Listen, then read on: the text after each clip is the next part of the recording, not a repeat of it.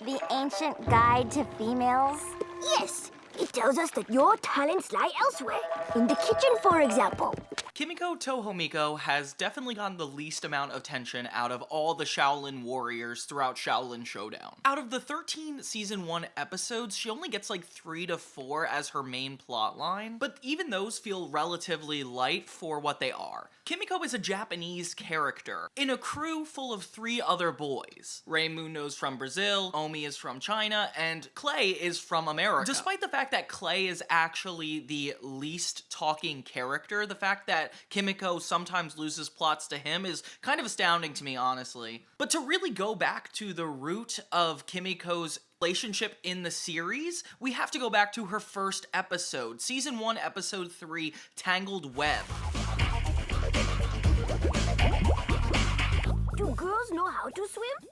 This is not the first episode she's in. All the monks were introduced in the pilot, season 1, episode 1, The Journey of 1,000 Miles. Kimiko is the character that is technologically savvy, very fashionable, but most noticed for her hot-tempered bursts, which makes a lot of sense for the 2000s. I feel like the female characters always took on the emotional part, which is kind of frustrating, especially looking back, seeing Omi, Clay, and Raimundo having a lot of emotional beats themselves. It feels like sometimes we only focus on Kimiko. I will admit, though, on the contrary, this character is actually one of the only female characters in cartoons that I've ever seen have a different outfit every single episode, along with her consistent outfit as the Shaolin monk robe. And it's true, at first I didn't believe it until you see that the Shaolin monks travel every episode, and she wears a different outfit to almost commemorate the place they're going and or the Shen Gong Wu's origins, which is really interesting to think a cartoon is going to pull that off. I think Kimiko's clothing is most appropriate. She at last resembles a girl. I found a lot of character sheets in online world showing all these outfits, but you could find them in just about every trading card from the Xiaolin Showdown trading series, a bunch of different action figures featuring some of these other styles in the Walmart bargain bin. So this all makes me wonder, was the character of Kimiko sexist? Or was the writers portraying Kimiko sexist? Or is this just a series of unfortunate stereotypes lined up a little too perfectly? I honestly think it's somewhere in the middle of all of them. So in Tangled Web, we start out with a Shaolin showdown between Kimiko and Jack Spicer, one of the first Shaolin showdowns we see her in general. And it's fun because it starts a trend in this episode where we get to see her do more than one, so sit tight. Jack Spicer causes her to lose because of his jet butsu, and he wins the monkey staff, which is not surprising. He's going to have that for the rest of the series. No note needed to take here.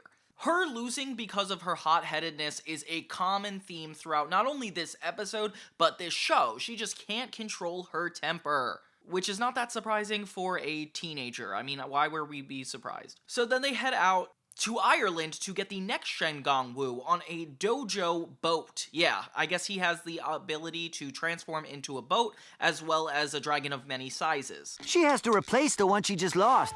Sorry, I mean the 2 she just lost. Omi gets to Kimiko really bad because he starts talking about what women should be doing, and it is just, this is the scene that pretty much describes this entire video on YouTube. Omi being sexist is so real because obviously he lived as a monk on his own with just Master Feng for his whole life, so species like girls are probably very confusing for him. Obviously this triggers her a lot. She gets the Tangled Web comb from the ocean, which is actually pretty admirable, but then Omi makes the connection that of course women need to have combs, which is kinda crazy, but hey, I guess that's just how the episode's going. Then back at training, her frustration only strengthens when she can't use this immediately.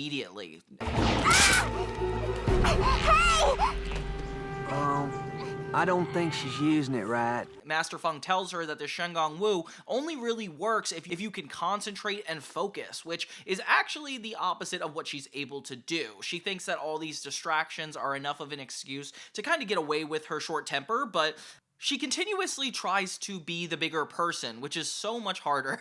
Master Feng assigns her to pour tea from a giant kettle into a bunch of miniature cups, which is kind of like a practice in this patience scenario. Then, of course, having the boys enter eating all of the stuff they found in her room, which, by the way, Omi, you cannot be eating lipstick. This is dangerous. I am very surprised Kimiko can lift such a heavy pot with her delicate female arms. What? It just proves that she's not ready for this ultimate focus, therefore not really able to use the Tangled Web comb. This Shen Gong Wu she just won. Very frustrating. Jack doesn't really have a subplot in this episode. He's the main villain, just looking for Shen Gong Wu. I mean, he has the monkey staff. That's essentially his plot of the episode. He just gets too into being a monkey, and Wu Ya really bothers him to be like, hey, like, do your due diligence and actually focus on getting more Shen Gong Wu. Like, stop getting all stuck up in your egotistical phases. The longer you hold it, the more monkey-like you will become. I don't see it. Which is kind of a common reoccurrence for him. But in this episode, it's perfect to leave him out of the main plot because it is between Kimiko and herself, really, which is kind of metaphorical when you think about it. This is one of the first episodes I've ever seen of this show, and it really left an impression on me seeing Kimiko have to overcome her own obstacles in order to work in the bigger part of a team is so interesting, and I feel like really encapsulates the best parts of this show. Throughout the episode, just because of Omi's one remark, we assume that Raimundo and Clay are also kind of sexist, but really they're just trying to stay out of it the whole plot and, like, get out of Kimiko's way. Which I feel like is kind of fair. I mean, definitely not getting involved, but also, like, chiming in when it's time to teach Omi about girls, but they don't seem to be, like, playing an active role in helping turn around the stereotype, which is kind of annoying. And in this episode, we have the introduction of my favorite Shen Gong Wu, the golden tiger claws. These claws that allow you to transport you anywhere in the earth, and it's so cool to think about. I love these. Wu Ya warns Jack that this is one of the most important Shen Gong Wu, and we find out why later, so it's kind of cool that it ties into Kimiko's episode. Like, you really have to pay attention to know what's going on. And after the whole tea kettle incident, Kimiko kind of turns around her temper and is able to manage it a lot better, as opposed to a normal TV cartoon where it'd be like a lot of trial and tribulations between this girl not being able to handle her emotions. But she cleans up her act pretty quickly, and this happens a lot in the first season. Like, Raimundo has an entire episode where he is underutilized, so the monks kind of bother him about it until he learns how to do it, and then kind of just shows off his end of the bargain. In a show about teamwork, having these individual episodes being focused on individual characters and their goals really strengthens the show in a way you wouldn't expect. With just barely enough lore into Kimiko's backstory, we learn that the monks have to get to the Emperor's palace and can't get in because they don't have a way of doing so, so she just calls her father, who's able to get her in. They don't just let anybody in there. We need connections. Oh, no worries. I'll call my dad. Uh-huh. Moshi Moshi, Papa. Kimiko. Yeah, I need a few invites to the Emperor's palace. Well, We're in, but there's a catch. And we learn that she has some kind of privilege. We don't really know what it is necessarily, just that she's from Japan, she's very tech-savvy, and we'll find more about her lore later. But seeing her influence, it's very clear that her problem is not within her privilege. The only way for them to enter this palace is to put on some really nice clothing, which is very frustrating because obviously that's the last thing Kimiko wants to be expected to do. You know, as a woman, like, of course, getting to look good is the furthest thing from what a warrior should be doing. So the fact that this is, like, her swallowing her pride to have to do this thing just makes her even more of a hero, and I really like that. When they finally find this basement that leads to this cave, which, by the way, I don't know what basement leads to such a huge cave. This looks like the dark pits of heck, honestly. Like, what the heck is going on? But having Jack get there late is not that big of a deal because he's going through a lot. He's got a headache. I don't even know what to say. Wu Ya's just bothering him as she does this whole episode. And Kimiko and Jack are the only ones able to get to the golden tiger claws first. While this is going on, we find out that Raimundo has a bet with both of the boys that she probably won't be able to win, but we don't actually get to know that. We just know that he's betting on her, and it's really funny. But the red is a really good theme, especially considering Kimiko is the fire character. This is so cool that we actually get an established moment where we see the fire. As she struggles to concentrate, the Shen Gong Wu seems to be back into evil hands like she had earlier in this episode, but then she sticks it out and goes through the showdown as normal, and since Jack is such a big idiot, he's able to lose his own patience, which is something she's able to overcome, and she actually steps on him, almost murdering him, which, by the way, this is a very intense action scene. Can't believe it goes the way it does. And she finds herself listening back to Master Feng's words. You must drown out all distractions, quiet the storm of your mind. Only then will you achieve absolute focus. With finally an intended win, which is so exciting for her because, you know, obviously we see her as kind of the underdog in this group of boys, but we could see that she not only can pull her own weight, but is a lot more stronger than some of the other monks. We learn that Raymundo was actually betting on her the whole time, which is actually really sweet, like such an unnecessary comedy beat that just shows more about his character. I like that the show is just so true. The character's like positive attributes, you know, like usually cartoons would just throw it away just to get a good joke in or something, but they actually stick to their guns and let a comedy beat go by if it just means making a character look good, which is something I personally love about this show. So the boys learned a little bit more about girls, and Kimiko learned a little bit more about herself, which is a really nice episode, considering it's only the third in existence.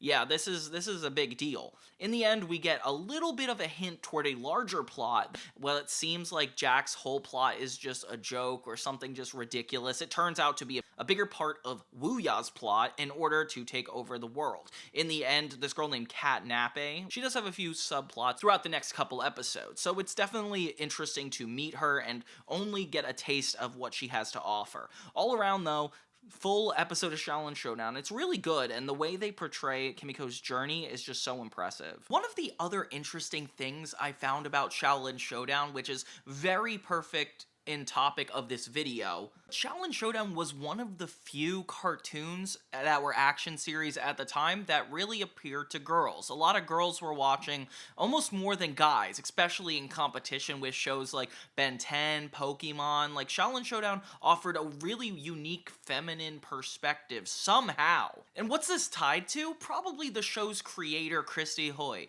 So she created Xiaolin Showdown, developed the whole pilot for 3 years, and then yeah, the entire series was developed by her. However, her two co-executive showrunners, both males, so that could also kind of lean into the territory of the sexism part. It's back and forth with how Kimiko is portrayed as a female character because, it passes the Bechdel test, as in most of the time she's not talking about other boys, she's only talking about her goals and aspirations, so it doesn't really on paper count as sexist, but all the references in this episode to the boy's perspective on her seems to come across from a place of ignorance. But is ignorance and sexism different? Yeah, I definitely think they are. See, Kimiko holds a lot of power within this group. She's not only frustrated and emotional a lot of the times, she's just straightforward, passionate, aspirational, and even has some controversial opinions throughout the series.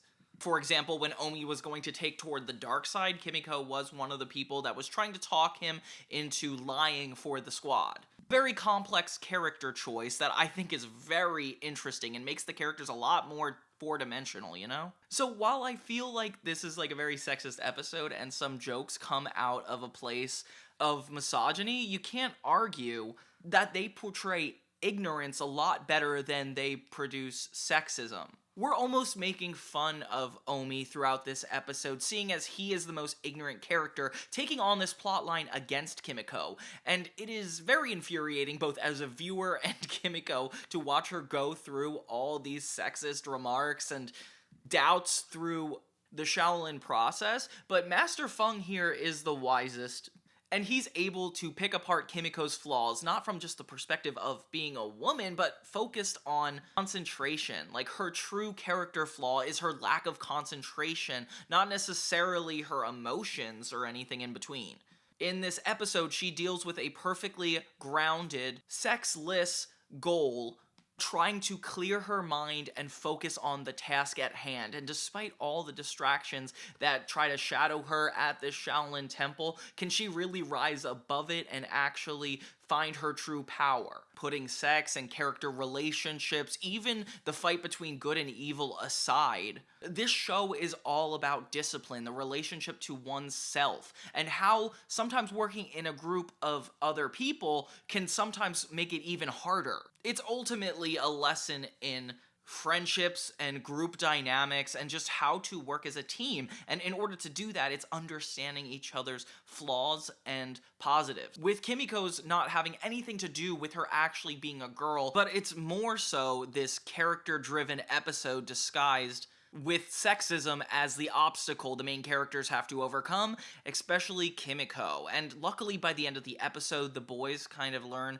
how to take a hint from her and understand their differences are actually a means of making them all stronger as a unit. This not only helps the boys, but it also can empower Kimiko to use her individualism to save the team in scenarios where maybe the other boys can't. And I always find that to be really cool. When you think it's like a kid's show for boys, then see that it's a lot more girls drawn to it, you notice that there's a little bit more depth there. These jokes come up every so often for the rest of the series, but none really as prevalent as it does in this specific episode, which makes me feel like my theory is correct and that it's not just about the characters or writers of the show even being sexist, but portraying sexism in a way that's kind of a blanket for something even deeper, something that kids' cartoons of the 2000s did just so well. And Tangled Web is one of the best episode examples of this experience. So if you guys haven't seen Xiaolin Showdown, make sure you get on that because it's a very interesting show,